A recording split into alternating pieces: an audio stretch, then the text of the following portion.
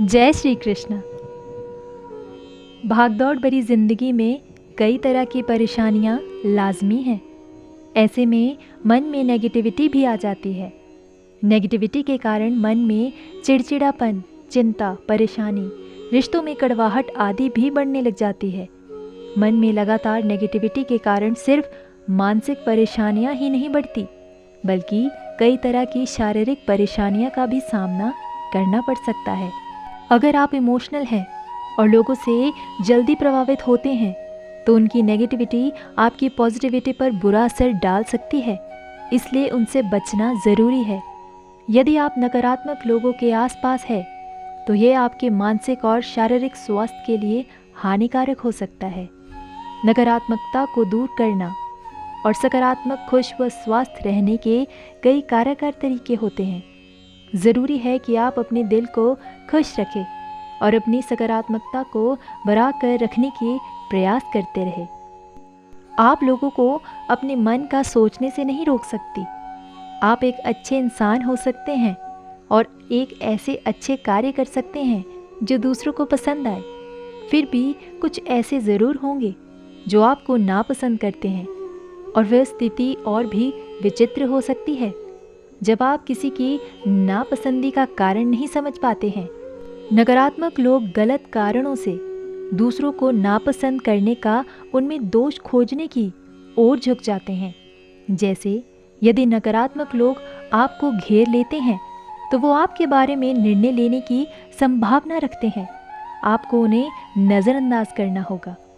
इसके अलावा आपका आत्मसम्मान कभी भी अन्य लोगों से नहीं जुड़ा होना चाहिए कि वे आपके बारे में क्या सोचते हैं और वे आपके बारे में कैसा महसूस करते हैं।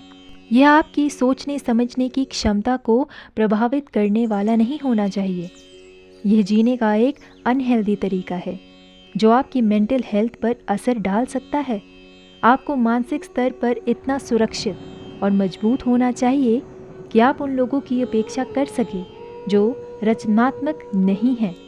जब कोई आपको आपके किए के लिए आपको बुरा महसूस करवाता है या जब आपकी गलती साबित कर सहानुभूति पाने की कोशिश करता है तो खुद को गलत समझना और महसूस करना आसान और स्वाभाविक हो जाता है। लेकिन जब कोई नकारात्मक व्यक्ति ऐसा करता है तो मान लेना चाहिए कि ये आपकी गलती नहीं है। प्यार के रिश्ते जब टूटते हैं तो बहुत तकलीफ होती है, पर जो रिश्ता टूट ही गया है उसके बारे में बार बार सोचकर अपना मन और भविष्य खराब करने से कुछ लाभ नहीं होगा। हम बहुत बार ऐसे विचारों में उलझ जाते हैं जहां से निकलना थोड़ा कठिन महसूस होता है।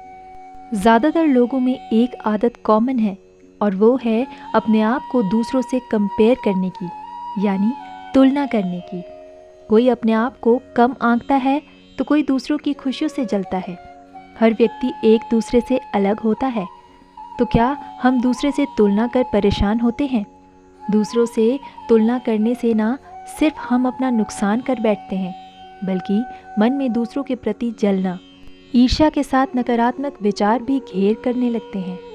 तुलना करना एक स्वाभाविक प्रक्रिया है जो ज़्यादातर लोगों में होती है, लेकिन इस आदत को बदला जा सकता है। यदि हम खुद पर भरोसा करें और अपनी गलतियों से सीख लें तो इस परेशानी से हमेशा के लिए छुटकारा मिल सकता है। दूसरों से तुलना करने के चक्कर में हम गलती से ही सही लेकिन खुद का नुकसान कर बैठते हैं। तुलना करने में इतना खो जाते हैं कि धीरे धीरे नेगेटिव बन जाते हैं। इसलिए अगर आप दूसरों से तुलना करना ही चाहते हैं तो उनकी अच्छी आदतों से सीखें। स्वयं को ऐसा बनाने के लिए मोटिवेट करें। स्वयं को मोटिवेट करेंगे तो तुलना करने की आदत को जल्द ही अलविदा कर पाएंगे। रिश्ते कोई धर्म कर्म नहीं है कि किसी एक को प्रचारक होना चाहिए और बाकी सबको उसका समर्थक या अनुयायी। रिश्ते में तो प्रेम का रस दोनों तरफ से बराबर प्रभावित होता है, किंतु आज रिश्ते में ये नहीं रह गया। जब भी रिश्ते में कोई एक स्वयं को आवश्यकता से अधिक महत्व देता है और दूसरे पर अपना निर्णय थोपता है तो बहुत दिनों तक उसका रिश्ता नहीं चलता। यही कारण है कि रिश्ता टूट जाता है। भले ही देश को स्वतंत्र हुए सालों हो गए, किंतु आज भी मनुष्य के दिमाग से दूसरों पर राज करने की सोच हटी नहीं है। रिश्तों में बरकरार तभी आता है जब कोई एक दूसरे पर अपना प्रभुत्व जमाने के साथ साथ उसे स्वतंत्र रहने की अनुमति नहीं देता, अपने अनुसार उसे रखने का प्रयत्न करता है। बस इसी कारण रिश्ते में दरार शुरू हो जाती है। कलयुग में बस बना बनाया रिश्ता चल रहा है। अब रिश्ता इतना कमज़ोर हो गया है कि हल्की सी चोट उसे तोड़ कर रख देती है। भगवान श्री कृष्ण ने कहा है कि किसी भी रिश्ते में खटास तब उत्पन्न होती है जब दोनों की सीमाएं टूट जाती है। दो रिश्तों में अक्सर एक सीमा तय की होती है। जैसे ही कोई एक सीमा को लांघता है तो दूरियां अपने आप बढ़ जाती है। कलयुग में सत्य और असत्य का पता लगाना मुश्किल हो गया है। किसी भी व्यक्ति की बात को सुनने मात्र से ये नहीं कहा जा सकता कि वो झूठ बोल रहा है या सत्य बोल रहा है। अगर आपने भूतकाल में कोई गलत काम किया है तो आप शेष बचे जीवन में हमेशा सत्य बोलकर पापों को पुनश्चित कर सकते हैं। अपने रिश्ते को बारिश की तरह ना बनाएं जो आए और गई, बल्कि रिश्ते ऐसे बनाएं जो हवा की तरह हमेशा आपके संग रहे। जब कभी भी आप अपने रिश्ते में किसी का विरोध करते हो तो एक ही ऐसी बात है जो आपके रिश्तों को टूटने से बचाती है, और वो है आपका रवैया। धन्यवाद। जय श्री कृष्ण। राधे राधे।